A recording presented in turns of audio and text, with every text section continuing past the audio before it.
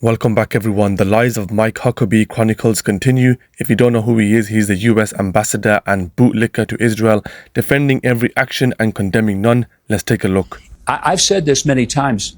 Piers, if Israel is trying to commit genocide, they're really, honestly bad at it. Because they could have done genocide on October the 8th. We know they have the military capacity, but they haven't.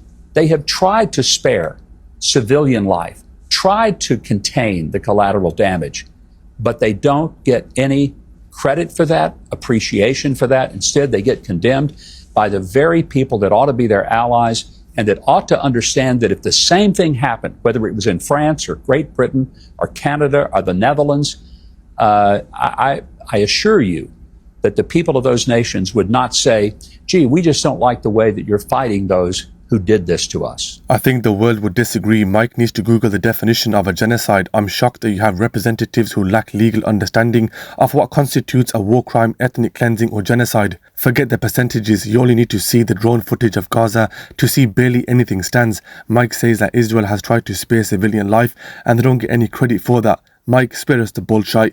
Minimum of 70,000 people have died. That's the bare minimum. We all know the number is far beyond that. Israel doesn't just go in and bomb the ever-loving bejesus out of Gaza. They send messages, leaflets, they give warnings to people, they tell them where they're going to hit, and they urge them, get out of this area. There's a rocket launcher there, there's a base there, there's a military structure there, and they're very specific, and they tell people to get out. Hamas takes its civilians and herds them to those very places that had been announced by the Israelis as a target. To be fair, I love my country, I serve my country, but my country, the United States, we don't tell adversaries where we're going to hit in advance of it. And Israel has done that consistently for as long as I can remember, back in the previous Gaza war in 2012, 2014.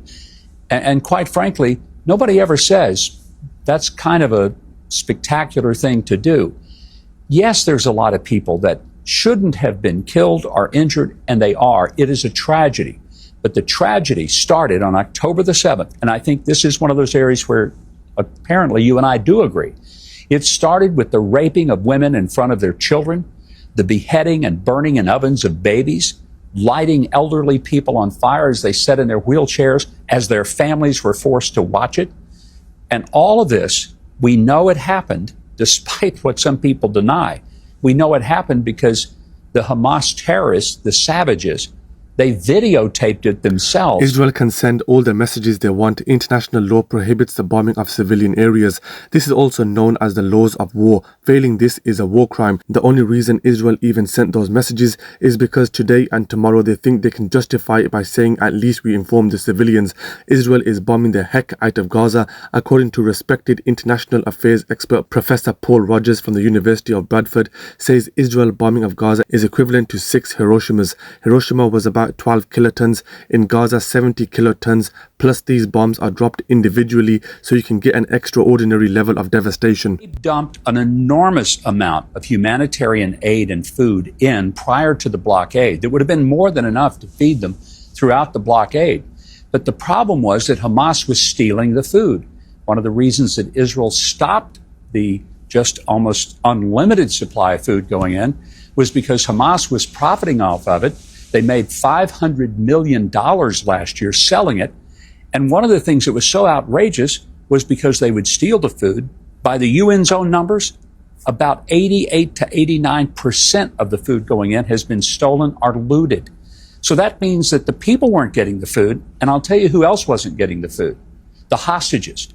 I know you saw the video of the hostages a week ago when Hamas posted this hideous, disgusting video of hostages being tortured, being starved, and being forced to dig their own graves. They're not getting any of that food. So the problem has come that all the pressure from European countries and even Canada has been focused on Israel. This guy is crazy and clearly off his face. How can anyone possibly know Hamas made $500 million selling aid?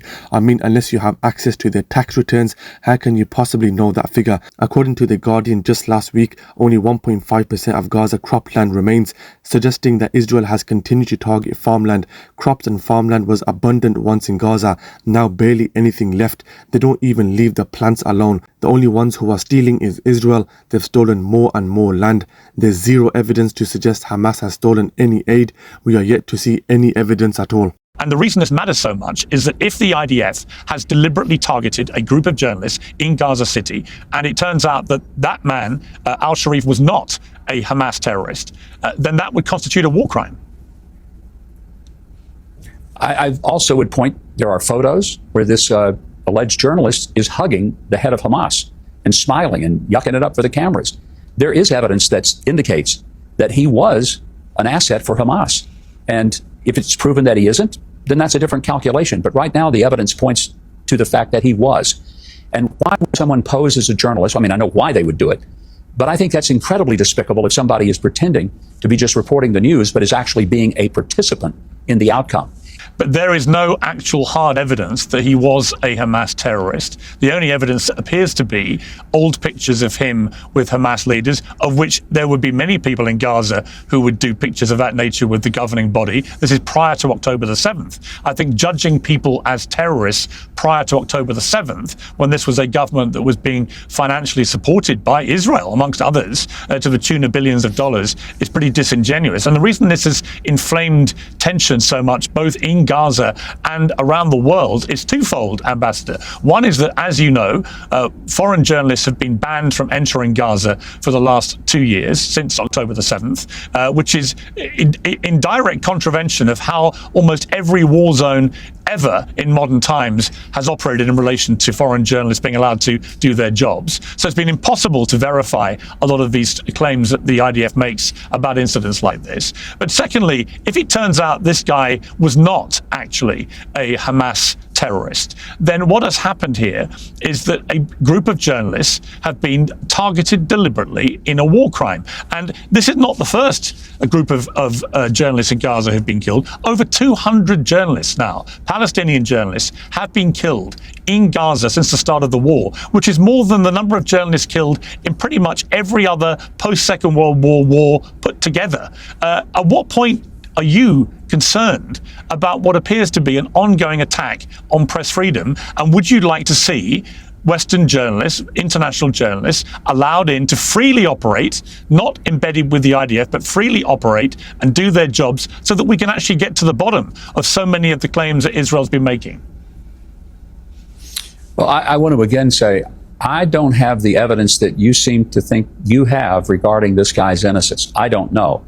If I have to take the word of the Israelis or Hamas, I'll be honest, I'm going to lean with the Israelis far quicker than I'm going to lean with Hamas.